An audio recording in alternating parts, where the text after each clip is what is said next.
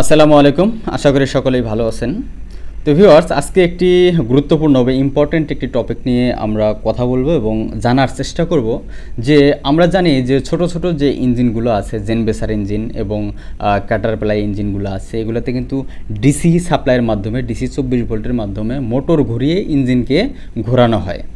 কিন্তু বড় বড় যে ইঞ্জিনগুলো আছে, ওয়াটসিলা ইঞ্জিন, ওয়াটসিলা 32 মডেল, ওয়াটসিলা 46 মডেল এবং এইসব ইঞ্জিন, ডিজেল ইঞ্জিন যে বড় বড় ইঞ্জিনগুলো আছে, যেমন ম্যান, তারপরে রোলস রয়েলস ইত্যাদি, এই ইঞ্জিনগুলোতে ঘোরানোর জন্য কিন্তু ব্যাটারি ইউজ করা হয় না। এই ইঞ্জিনগুলোকে ঘোরানোর জন্য আমরা কি ইউজ করি? স্টার্টিং এয়ার সিস্টেম ইউজ করি, মানে এয়ারের প্রেশার ইউজ করি। এই এয়ারের প্রেশার কত থাকে এবং এই স্টার্টিং প্রসিডিউরটা কেমন, কিভাবে কাজ করে, এই সলিনয়েডগুলো কিভাবে অ্যাক্টিভ হয়, কিভাবে ব্লকিং ডিভাইসগুলো ফলো করে এবং ইন্টারলকিংগুলো কিভাবে ফলো করে এবং সিলিন্ডার পর্যন্ত গিয়ে সিলিন্ডার প্রেশারাইজড করে ইঞ্জিনটা কিভাবে রোলিংয়ে নিয়ে যায়, এই পুরো সিস্টেমটাই আজকে আমরা জানার চেষ্টা করব। তো চলুন আমরা মেইন টপিক আলোচনায় চলে যাই। তো আপনারা দেখতে পাচ্ছেন যে এখানে মেইন একটি এয়ার বোতল, যে ইঞ্জিন হলে যে মেইন এয়ার বোতল থাকে, এয়ার ভেসেল থাকে, সেই এয়ার ভেসেলটা হলো এখানে। এই এয়ার বোতলের প্রেশার হচ্ছে 28 বার, ম্যাক্সিমাম 28 বার প্রেশার আছে এবং নিচে 26 বার পর্যন্ত, 25 বার পর্যন্ত নেমে আসে। তো 28 বার এয়ার প্রেশার যখন একটি বোতলে থাকে, তো এই বোতল থেকে আমরা একটি ভাল্ব অপারেট করি। প্রতিটা ইঞ্জিনের জন্য ইন্ডিভিজুয়ালি একটি করে ভাল্ব ইউজ করা আছে, ম্যানুয়াল ভাল্ব। এটা হলো ম্যানুয়াল ভাল্ব। এই ভাল্বটা আমরা যখন ইঞ্জিন রেডি করার সময় এটি আমরা অপারেট করি। এটা নর্মালি বন্ধ রাখি এবং ইঞ্জিন রেডি করার সময় এটি আমরা ওপেন করে দিই। তো তারপর এই লাইন দিয়েই কি হয়, এই লাইন দিয়েই আমার এয়ারটা কি চলে আসে মেইন স্টার্টিং এয়ার ভাল্ব, যেটি হচ্ছে যে মেইন ডিস্ট্রিবিউটর ভাল্ব আছে, স্টার্টিং এয়ার ভাল্ব আছে, সেই স্টার্টিং এয়ার ভাল্বের এই প্রান্তে এসে পৌঁছে থাকে। তো এখান দিয়ে যখন আমরা ইঞ্জিন রানিং প্রসিডিওরে নিয়ে যাব বা ইঞ্জিনটা রানিং করব, স্টার্ট দিব, তার আগ মুহূর্তে এই স্টার্ট এয়ারটা কোথায় কোথায় কন্ট্রোল এয়ার হিসেবে ব্যবহৃত হয়, কোথায় কোথায় স্টার্ট এয়ার হিসেবে ব্যবহৃত হয়, তো এটি আমরা এখন জানবো। যে এই দেখেন এই পাশে একটি বাইপাস লাইন, এই বাইপাস লাইন দিয়েই কি এয়ার চলে আসছে, এসে এখানে দেখতে পাচ্ছেন যে একটি এয়ার লোকাল ট্যাঙ্ক আছে, লোকাল এয়ার ট্যাঙ্ক আছে। এই ট্যাঙ্কটা হলো কন্ট্রোল এয়ার। এই কন্ট্রোল এয়ারের মাধ্যমে যে আমাদের ইঞ্জিনের সলিনয়েডগুলো আছে, এই সলিনয়েডগুলোই কন্ট্রোল করা হয় এবং ডিঅ্যাক্টিভ করা হয়। তো ফার্স্ট অবস্থায় যখন আমরা ইঞ্জিন স্টার্ট প্রসিডিউর করব, তখন এই বাইপাস লাইন দিয়েই এই এয়ার বোতলে আমাদের এই স্টার্ট এয়ারটাই কন্ট্রোল এয়ার হিসেবে ব্যবহৃত হয়ে থাকে। তো ফার্স্ট অবস্থায় প্রসিডিউরে যদি আমরা নিয়ে যাই, তাহলে কিভাবে কাজ করবে? এখানে দেখতে পাচ্ছেন যে আমি ইন্ডিকেটর দিয়ে দেখাচ্ছি যে স্লো টার্নিং সলিনয়েডটা অ্যাক্টিভ হবে ফার্স্ট অবস্থা। স্লো টার্নিং অ্যাক্টিভ হওয়ার পর এয়ারটা এই দিকে মুভ করবে। এদিকে মুভ করার পর দেখেন এখানে টার্নিংয়ের ব্লকিং ডিভাইস আছে, মানে এখানে একটা ইন্টারলকিং আছে। যদি ইঞ্জিনের টার্নিং গিয়ার মোটরের অ্যাঙ্গেজ ডিসএঙ্গেজ লিভার আছে, সেই লিভারটা যদি অ্যাঙ্গেজ করা থাকে, এই যে এই লিভারটা, এখানে একটা টার্নিংয়ের ব্লকিং আছে, এখানে যদি ডিসএঙ্গেজ বা অ্যাঙ্গেজ যদি করা থাকে, তাহলে সেই মুহূর্তে কি হবে, এর ওই পারে আর কোনো এয়ার যাবে না, এখানেই সীমাবদ্ধ থাকবে এবং ইঞ্জিনটা আমরা স্টার্ট করতে পারবো না, এটা ইন্টারলকিং করা আছে।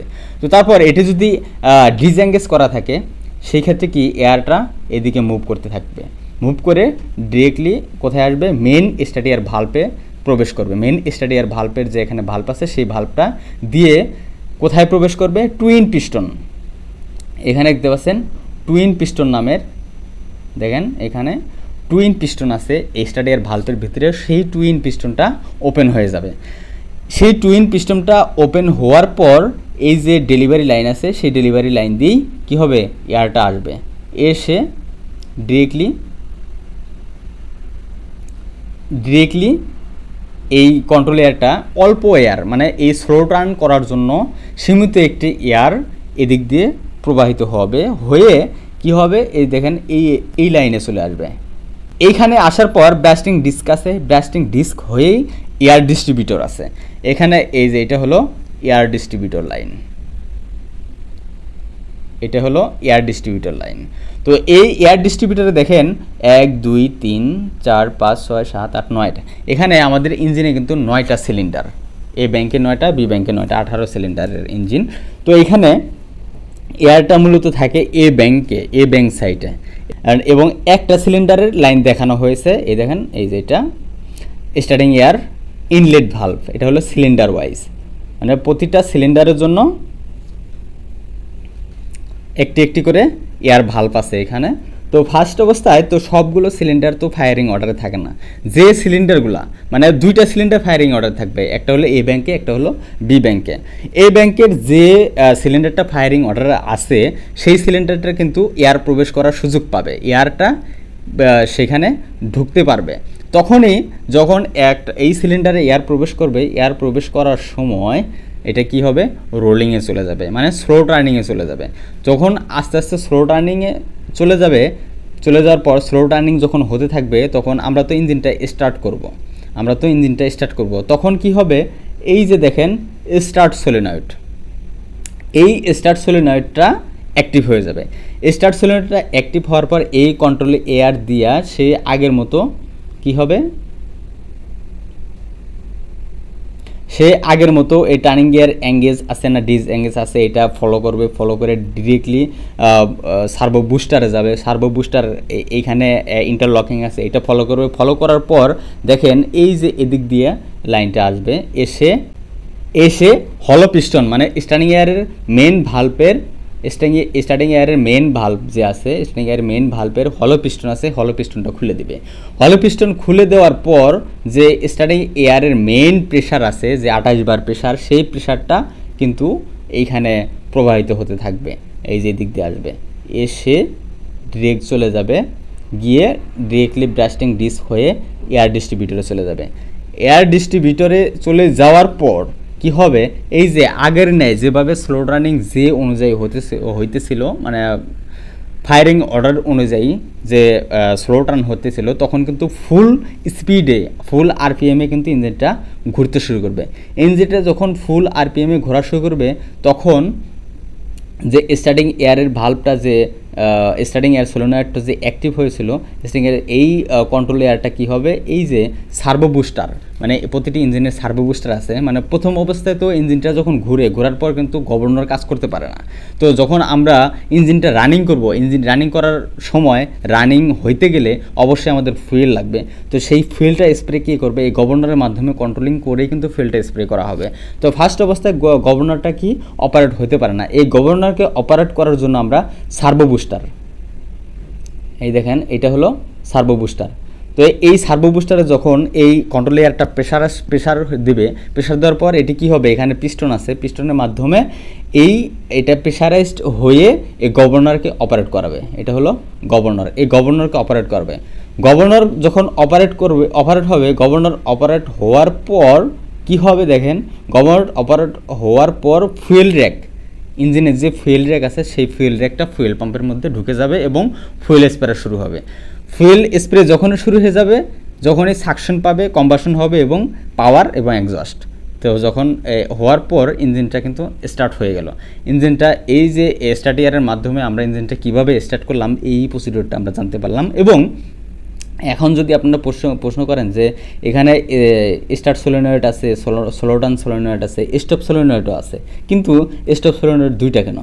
যখন একটা ইঞ্জিন আমরা কোনো ইমার্জেন্সি পারপাসে বন্ধ করতে যাব, তখন আমাদের ইমার্জেন্সি সুইচ প্রেস করতে হবে। তো ইমার্জেন্সি সুইচ যখন আমরা প্রেস করবো, একটা ইঞ্জিন বন্ধ করতে হলে ফার্স্ট অবস্থায় কোন কাজটা হবে, ফুয়েল কাট অফ করে দিতে হবে। তো এই ফুয়েল কাট অফ করার জন্য কি করতে হবে, আমাদের স্টপ সলিনয়েড অ্যাক্টিভ করাইতে হবে। স্টপ সলিনয়েড যখন অ্যাক্টিভ হবে, এখানে দুইটা দেওয়ার কারণ হচ্ছে কোনো সলিনয়েড যদি ইনকেস যদি মিস করে, সেই ক্ষেত্রে আরেকটা সলিনয়েডের জন্য অ্যাক্টিভ হয়ে সেই ফুয়েল র্যাকগুলো যেন ফুয়েল পাম্প থেকে এটা বাইরে বের করে আনতে পারে এবং ফুয়েলটা যেন কাট অফ করে দিতে পারে। এজন্যই স্টপ সলিনয়েড দুইটি ব্যবহার করা হয়েছে। তো আমরা ইঞ্জিন স্টার্টিং প্রসিডিউরটা যে আছে, স্টার্টিং এয়ারের মাধ্যমে কিভাবে আমরা স্লো টার্ন করি, স্লো টার্ন করার পর কিভাবে ফুল আরপিএমে যায়, কিভাবে ফুয়েল স্প্রে হয় এবং কিভাবে শাটডাউনে চলে যাবে, এটুকু আমরা জানতে পারলাম। তো আসলে যদি ভিডিওটি ভালো লেগে থাকে, অবশ্যই পেজটি লাইক দিয়ে এবং ফলো দিয়ে রাখবেন, যাতে পরবর্তী কোনো ভিডিও পেতে আপনাদের সহজ হয়। এবং আমি ভিডিওগুলো করার উদ্দেশ্য একটাই, যে আমি নিজে জানবো এবং আপনাদের জানাবো। যারা পলিটেকনিকে আছেন, বিশেষ করে যারা পলিটেকনিকে পড়াশোনা অবস্থায় আছেন, বিএসসি করতেছেন, এবং যারা লাইভে আছেন, লাইভ বলতে পাওয়ার প্ল্যান্টে জব করতেছেন, আমরা কিন্তু এই বিষয়গুলো অনেকেই জানি না। তো এই বিষয়গুলো আমাদের জানতে হবে। আমরা টেকনিক্যাল পারসন, স্কুল কলেজগুলোতে বা ভার্সিটিগুলোতে সেই রকম ডিপলি এইরকম হাতে ধরে ধরে কেউ শিখাবে না, এবং এই জিনিসগুলো তারা জানেও না। তো বাস্তব লাইফটা হলো এটা।